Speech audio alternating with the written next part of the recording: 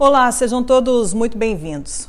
O governo de São Paulo decretou novamente a fase vermelha em todo o estado. Mas os números são reais ou não passam de uma mera propaganda política? Vamos analisar? No dia 21 de março de 2020, o governador de São Paulo anuncia o decreto de quarentena na grande capital, incluindo os 645 municípios, até o dia 7 de abril. No dia 6 de abril, Dória prorroga a quarentena em todo o estado até o dia 22 de abril, para conter o avanço do vírus. No dia 17 de abril, Dória anuncia novamente a prorrogação da quarentena para o dia 10 de maio, pela segunda vez consecutiva. No dia 1º de junho de 2020, o governo de São Paulo decreta a retomada consciente, classificando com cores as diferentes fases em várias regiões do estado. A capital passa a ser classificada como fase laranja. No dia 10 de julho de 2020, o governo do estado de São Paulo decreta a reabertura gradual de parques estaduais. No dia 5 de agosto de 2020, o governo do estado decreta horário de funcionamento para bares e restaurantes até às 22 horas, permanecendo o tempo de funcionamento de 6 horas por dia. No dia 9 de outubro de 2020, estamos nos aproximando das eleições e o governo decreta início da fase verde com a reabertura de todas as atividades por um período de 12 horas. No dia 30 de novembro de 2020, as eleições acabaram e o governo do estado decreta a regressão da fase verde para a fase amarela, deixando aberto apenas serviços considerados por eles essenciais. No dia 22 de janeiro de 2021,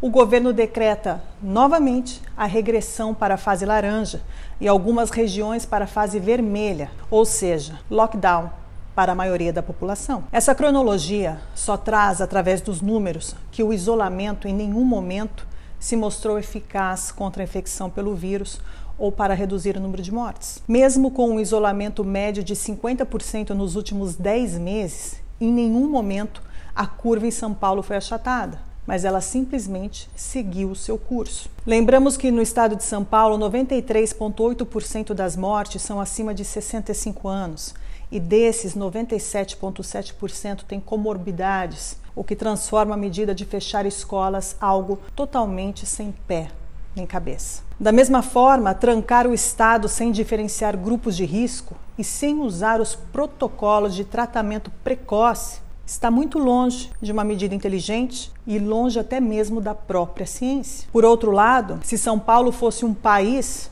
ele seria considerado o 13º país no mundo no ranking de mortes pelo vírus, enquanto o Brasil hoje é o 26º. E, portanto, não podemos declarar que as medidas do governo Dória foram um sucesso. Muito pelo contrário, são piores do que a média nacional e entre os 15 piores resultados do mundo. São os números factuais da Secretaria de Saúde do Estado de São Paulo que, ao ser analisado, demonstram e prova que as medidas do governo de São Paulo, que voltou para a fase vermelha, não passam de propaganda sem que os números de mortes fossem reduzidos. As medidas sem análise de dados não passam de campanha marqueteira e sem lógica. Se precisamos seguir a ciência, ela precisa ser usada para entender o resultado das medidas públicas tomadas pelo governo estadual, claramente, expressadas aí nos números. Esses números provam que as medidas não foram eficientes para reduzir os óbitos no estado ou para proteger o sistema de saúde, já que, segundo as autoridades, os leitos de UTI estão quase esgotados. Portanto,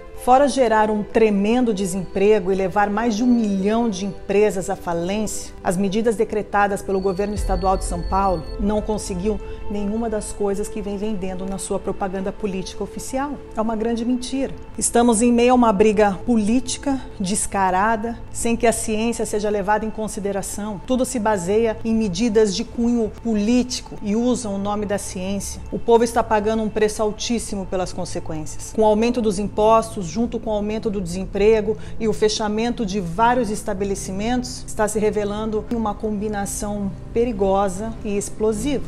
Como dizia o escritor e filósofo inglês Gilbert K. Chesterton, uma sociedade está em decadência quando o bom senso se torna muito raro. As ideias sensatas parecem estranhas ou assustadoras e qualquer pensamento que não siga a maioria é ridicularizado.